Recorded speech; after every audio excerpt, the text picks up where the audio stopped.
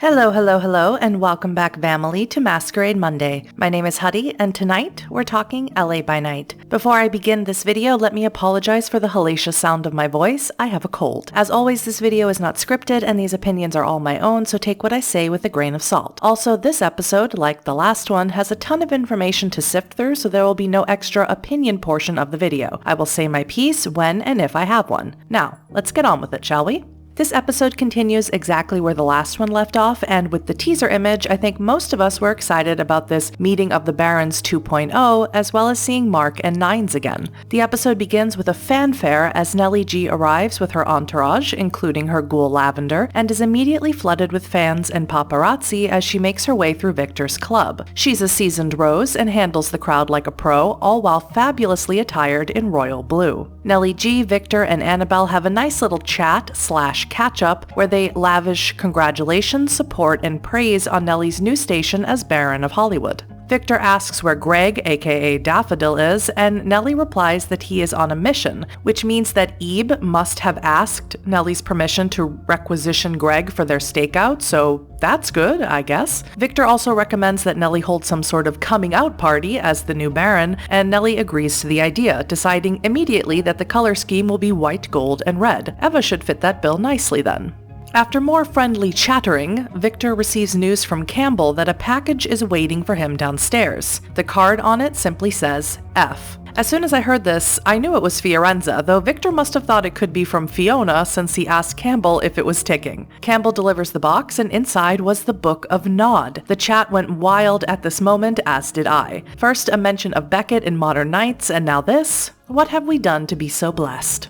The Book of Nod is a collection of texts that are viewed as sacred by most elder kindred and especially by the Sabbat. The contents of the Book of Nod are divided into three major sections: the Chronicle of Cain, the Chronicle of Shadows, and the Chronicle of Secrets. The first section is the history of vampires, giving insights to how Cain became cursed, his encounters, and the founding of the 13 great clans. The second section, Shadows, are the laws of vampires, providing commandments that Cain dictates to the kindred, as well as each clan expectations. The final section, Secrets, is the prophetic word for vampires, declaring the coming of Gehenna that Nodist activists preach. It is to this last section that Victor pays careful attention, as F has bookmarked it in some fashion. Victor reads to Annabelle one of the signs of Gehenna, the time of the thin blood, which states, "And you will know these last times by the time of the thin blood, which will mark vampires that cannot beget. You will know them by the clanless who will come to rule. You will know them by the wild ones who will hunt us even in the strongest city." Now this makes me even more excited to have Beckett make an appearance in the show. Research done by Beckett and his allies seems to suggest that Gehenna-like events are cyclical and have appeared throughout history, and man would I love his input on all this. Victor immediately receives a call from Fiorenza, which he of course accepts, and we get the first Victor, my boy, of the season. Yay. Fiorenza encourages Victor to read the book very carefully and to consider what he plans to do with the Thin Bloods in his domain. Now, although she doesn't state a belief in Gehenna herself, she does remind him that many in the Camarilla are Nodists who would see all Thin Bloods destroyed or enslaved, whether there is a truce or not. During this exchange, we see Nellie briefly on her phone. That will come into play in just a minute. Fiorenza asks to speak to Nellie and congratulates her on her new position. Nellie is cordial but cold to Fiorenza, wise in my opinion, and Fiorenza warns Nellie that they will not let her keep her barony and that Nellie must fight for it, to which Nellie confidently replies, "I always do."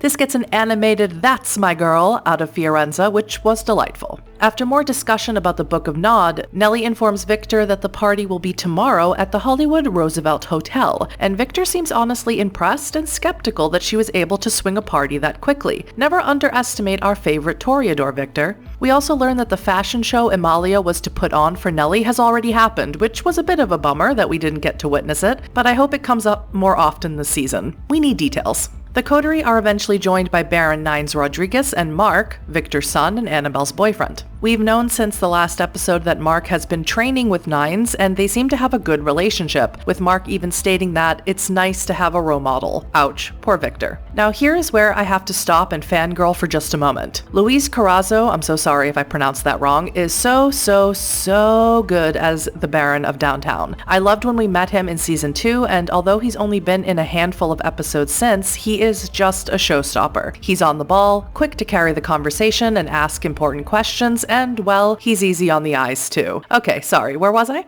Nines is clearly shaken up by the sudden departure of Isaac Abrams to the beckoning and grills the coterie about how long Isaac has felt this pull before he succumbed to it. Nellie admits it was at least a few months, and this really doesn't make Nines feel any better. Although Nines says that Isaac was a staple of the movement and an efficient baron that kept the night running in LA, I imagine he is also concerned about himself being called to the beckoning because he and Isaac were contemporaries. We don't know when Nines or Abrams was embraced, but we know from bloodlines that Nines was a human during the Great Depression. Nines must be wondering if his time is coming, and he states to the coterie that he's not ready to go. Nines also seems skeptical of Nellie's ability to fill Isaac's shoes, and honestly, that's fair, but you gotta give her more than a couple of nights. She seems to impress him with her dedication to continuing Isaac's deals with the other barons and by upholding her convictions to help the kindred of her domain in whatever way she can. Even more surprisingly, Victor divulges nearly all of the events of the last 2 nights to Nines, including Delilah and the Thin Bloods, Carver, the Gargoyle, the Labyrinth, and the Nosferatu and Torpor. Victor must really consider him an ally, and I mean, how couldn't you? Look at those eyes. Anyway, this meeting of the Barons 2.0 is interrupted by a surprising guest, Mr. Robert Garrick of Clan Tremere and of the Camarilla. We met Garrick in Season 3 when he had a meeting with Prince Vannevar and Seneschal Suzanne, and we know that he is part of the Black Rabbit's coterie and is also the right hand of Strauss. We also learn that Garrick is the Tremere Primogen and the Keeper of Elysium, the latter title that was previously held by Strauss. Garrick states that Strauss has a higher office now, which can only mean he has taken up the affairs of running the court, perhaps along with the Seneschal, and that spells bad news in big bold letters for everyone.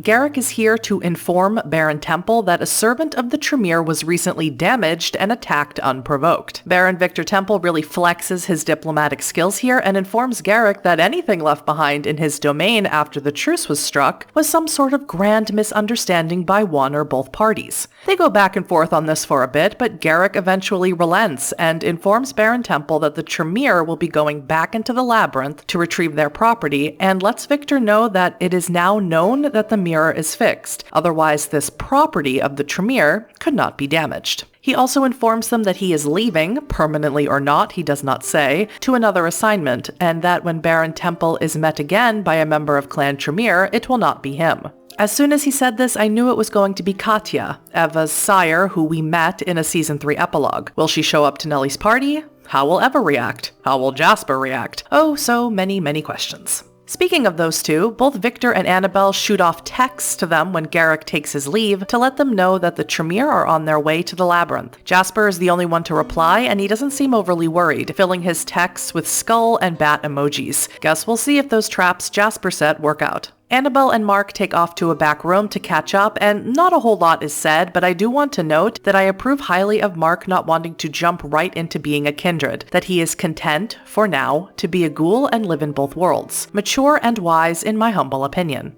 As things begin to heat up between them, they are interrupted by Campbell, who has a crew that needs to do some lighting work in the room. But Campbell informs them that there are private suites that are empty. The two immediately jump at the opportunity. Once all of the canoodling and catching up is over, Annabelle, Nellie, and Victor head over to the Hollywood Roosevelt to see the location of Nellie's I'm the New Baron bash. Instead, Nellie is greeted by a bizarre message left by Jeanette Vorman in the ballroom. The room is totally trashed and spray painted all over with big blue hearts. I have a feeling this is Jeanette's way of saying welcome to the barony, but time will tell. She does text both Annabelle and Victor, calling Annabelle Duckling, which gave me huge Bloodlines flashbacks, and asks Victor to save a dark and deadly dance for her. Oh, Jeanette.